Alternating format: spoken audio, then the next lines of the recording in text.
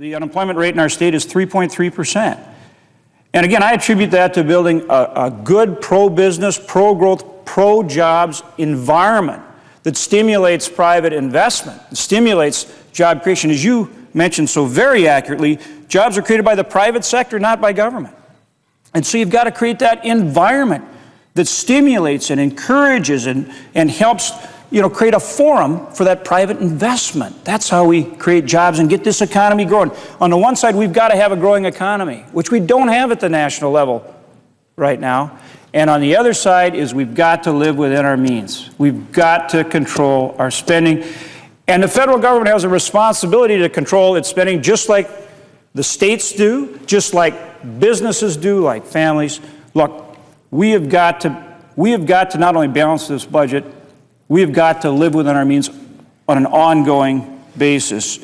49 of the 50 states have either a constitutional or a statutory requirement that they balance their budget every year. Every single governor here with us today had to balance their budget every single year. It was recently reported that 46 states are already on track to make sure that their budget is balanced by the end of their fiscal year.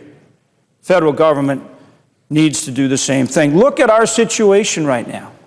Look at our situation right now. Federal government takes in $2.2 trillion in revenues.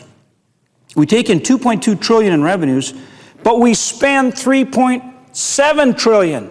That's a $1.5+ trillion deficit every year. And that's rolling up to a debt that is now closing in on $14.5 trillion.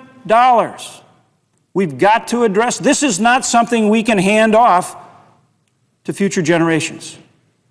If you think about it, the balanced budget amendment gets everyone involved, both now and for the future, because it has to be passed by both houses of Congress with a 2/3 majority. That has to be done on a bipartisan basis.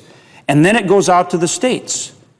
And 3/4 of the states have to ratify it for it to become part of the Constitution. That gets everybody involved in doing exactly what we need to do.